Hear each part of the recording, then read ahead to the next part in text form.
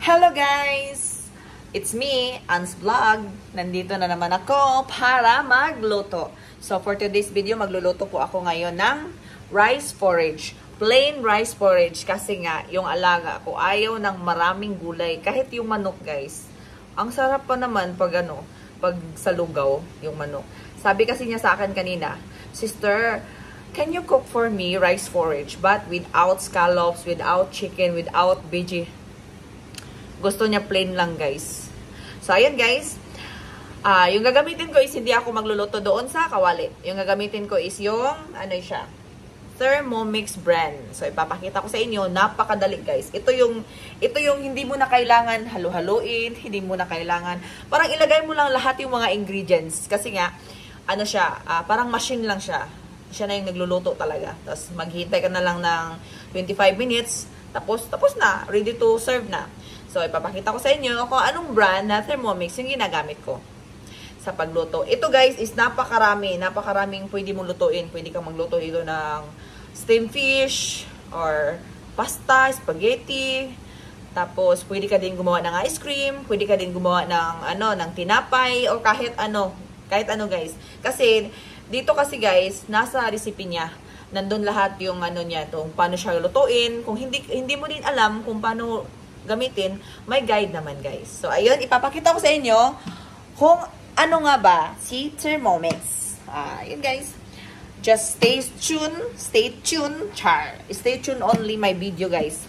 So, kung nagustuhan niyo pong video na to guys, please naman guys, isang like naman, isang subscribe naman dyan guys. Para naman hindi naman yung pagyayaw-yaw ko dito, pag bunganga ako. So, kasi nga, gumawa pa ako ng video kasi yung alaga ako natutulog pa. So, habang tulog pa, magluluto muna tayo.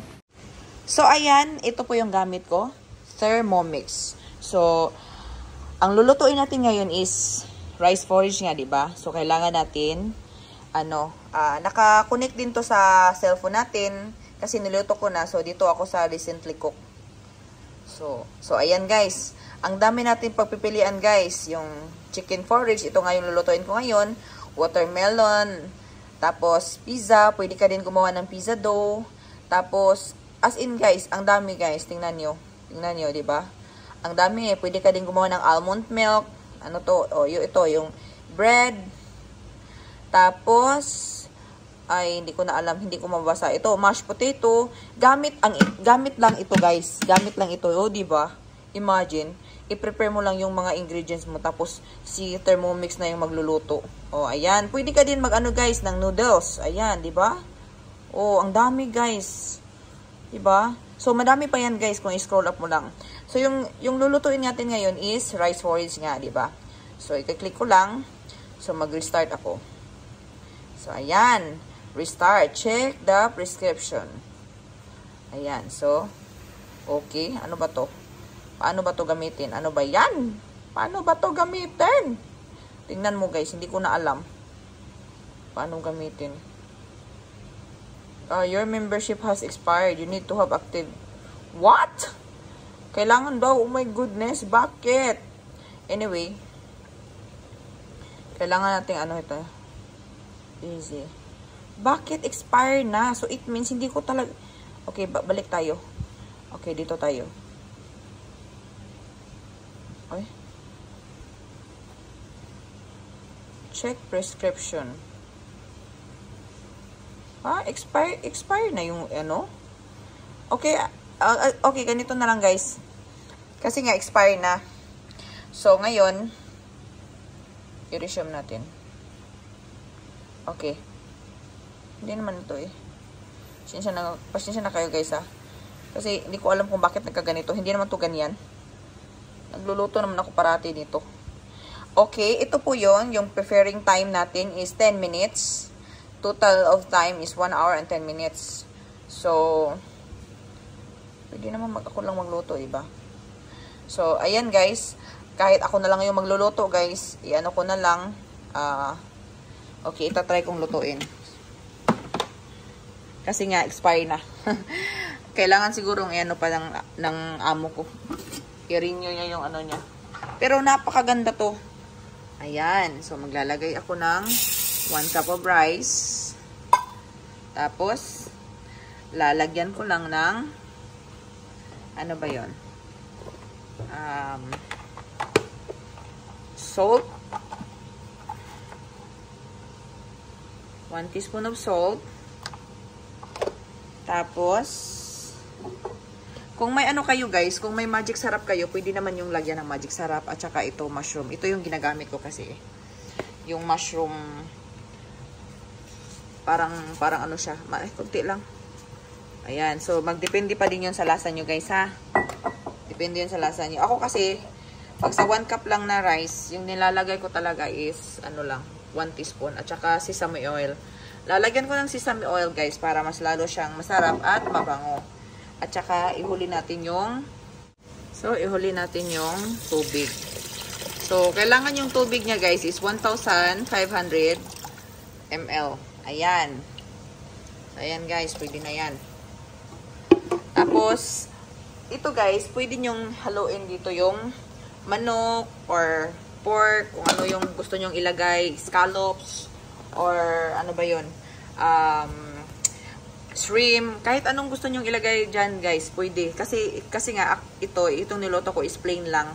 Kasi yung alaga ko ayaw ng maraming mga nilalagay. So, nilalagyan ko nitong basket guys, para pag kumulo siya, yung tubig niya, hindi nag-uumapaw. So, ayan guys, sinit ko na siya ng 25 minutes at saka 95 degree Celsius. Tapos, i-blend ko lang. Ganyan.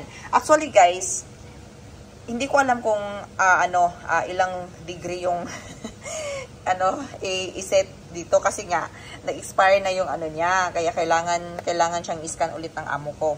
So, actually, pag hindi to na-expire, as in, talaga siya, automatic talaga siya set. I-blend mo na lang. Pero anyway, next time, ipapakita ko sa inyo kung paano talaga pag na-set up na ng amo ko. Kasi ngayon, hindi pa na-set up. So ngayon, na-set ko na yung minutes niya, 25 minutes, tapos 95 degrees Celsius, and then i-blend ko guys. Tapos, saan ba yun? 95. 95 lang. Tapos dito ko, mag-blend ako hanggang sa 3.0.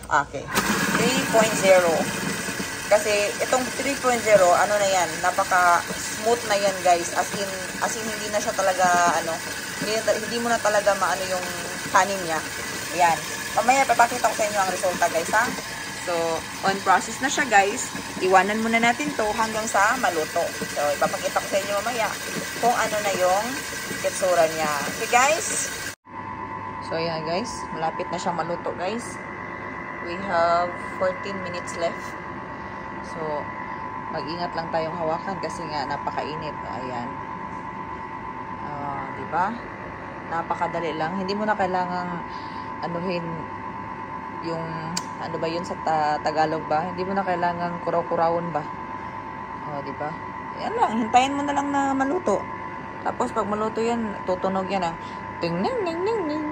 Ting-nang-nang-nang-nang. So, it means, luto na.